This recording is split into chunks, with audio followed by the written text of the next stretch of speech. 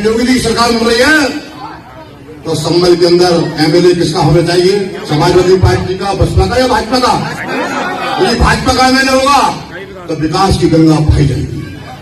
और यदि धोखे से आपने गलती कर दी, यदि धोखे से आपने गलती कर दी और आपने मुझे नहीं चुना, किसी दूसरे को चुन लिया, तो वह होमगार्ड वाली स्थिति हो जाएगी। इसकी होमगार्ड, उसकी कोई औकात नहीं रहेगी।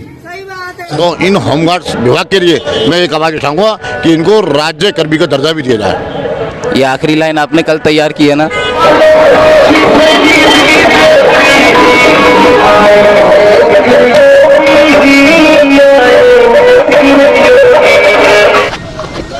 पटका जरा गले में यार, अरे मेरा पटका दिए, गाड़ी में पटका दे देना भैया, पटका दे दो। नमस्ते, मेरा नाम है राहुल भारद्वाज, आप देख रहे हैं मेरा channel free voice Rahul. Uttar Pradesh की अलग अलग विधानसभाओं में अलग अलग जोर आजमाइशें चल रही हैं। मैं इस वक्त 33 नंबर विधानसभा संभल में हूं और संभल से भारतीय जनता पार्टी के टिकट पर चुनाव लड़ रहे हैं राजेश सिंघल जी। इन्होंने 2007 में भी चुनाव लड़ा, 2011 में भी लड़ा, हार मिली। 2012 में इन्हें 49,000 वोट मिले, 2007 में इन्हें मिले वोट करीब 34,000। तो ये बड़ी ग्रोथ थी। इस बार 2022 में फिर एक बार चुनावी मैदान में है। तो मीटिंग चल रही थी सर? आज जो है हमारे संभल के अंदर अभी मीटिंग चल रही थी पाल समाज की। पाल समाज के सभी लोगों ने मुझे भरपूर समर्थन दिया है और समर्थन ही नहीं दिया है बल्कि चुनाव जिताने का पूरा संकल्प लिया है। और निश्चित रूप से जिस प्रकार से मुझे आशीर्वाद दिया है, लगता है कि इस बार संभल के अंदर बदलाव होगा। तो ऐसी कितनी मीटिंग्स आप लगातार अभी कर रहे हैं इस चुनावी माहौल में? पूरी लगातार मीटिंग चल रही है, हिंदू भाइयों की भी, मुस्लिम भाइयों की भी, सिखों की भी, सब जाति धर्म के लोगों की, सबकी मीटिंग चल रही है। और सभी मीटिंगों में हर जाति धर्म के लोगों का मुझे भरपूर समर्थन मिल रहा है। और इस बार जनता बदलाव चाहती है और बदलाव वह भारतीय जनता पार्टी करेगी।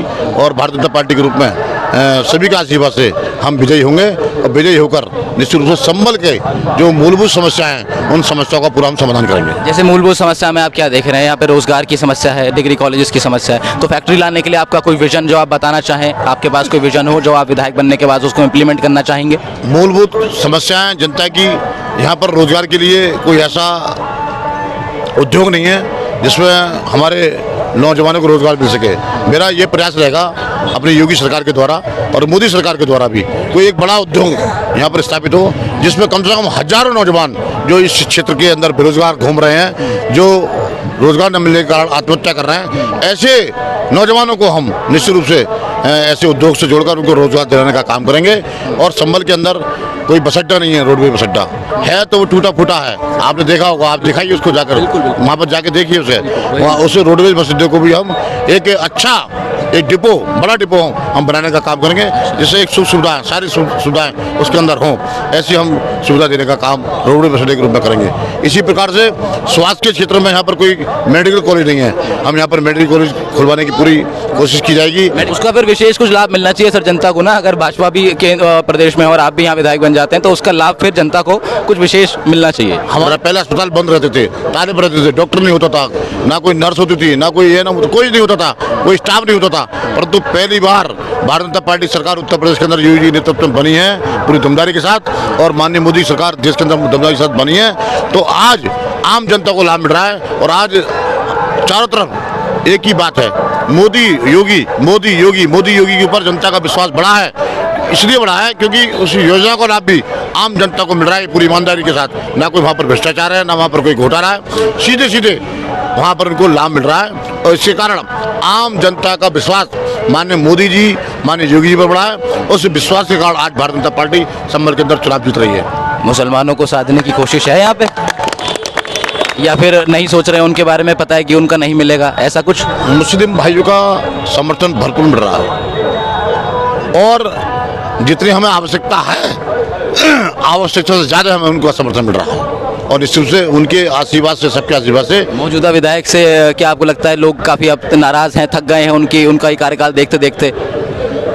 बदलाव चाहते, फिर कंपटीशन दे रहे हैं वो, इस बार चाहती है, कंपटीशन दे रहे हैं क्या? बदलाव चाहती है। अब इकबाल महमूद को किसी भी रूप में देखना नहीं चाहती जनता है कि। अब अपने बयानों को लेकर भी चर्चा में रहते हैं। आपका जो कल बयान आया उसके बारे में आपसे पूछूंगा, फिर आपको मैं जाने दूंगा दूसरी सभा में। आपने कहा कि अगर हम हार गए, दूसरे लोग आए तो होमगार्ड जैसी स्थिति हो जाएगी, ये आपका बयान आया? नहीं, हमने ऐसे नहीं कहा। होमगार्ड जवान एक ऐसे जवान हैं जो हम उनका सम्मान करते हैं, हमारी पार्टी उनको सम्मान करती है, हमारी सरकार उनको सम्मान करती है। पहले होमगार्ड के रूप में मात्र कितना पैसा मिलता था उनको, आज भारतीय जनता पार्टी सरकार ने उनका मानदेय बढ़ाने का काम किया। 25,000 रुपये तक हमारी सरकार दे रही है, सारी सुख सुविधा दे रही है। और आने वाले समय में हम उनका प्रयास करेंगे। यदि मैं विधायक बना तो इन होमगार्ड विभाग के लिए मैं एक आवाज़ उठाऊंगा कि इनको राज्य कर्मी का दर्जा भी दिया जाए। ये आखिरी लाइन आपने कल तैयार की है ना? नहीं, ऐसा कुछ नहीं है। मैंने कभी भी मैं कभी भी होमगार्ड के बारे में या किसी व्यक्ति विशेष के बारे में कभी गलत नहीं बोला हूँ। ये मेरी भाषा को तोड़ मरोड़ कर कुछ लोगों ने इसको पेश किया है। मैंने ऐसे कुछ नहीं बोला है। हमारी भारतीय जनता पार्टी जवानों के सम्मान में हमेशा खड़ी रहती है।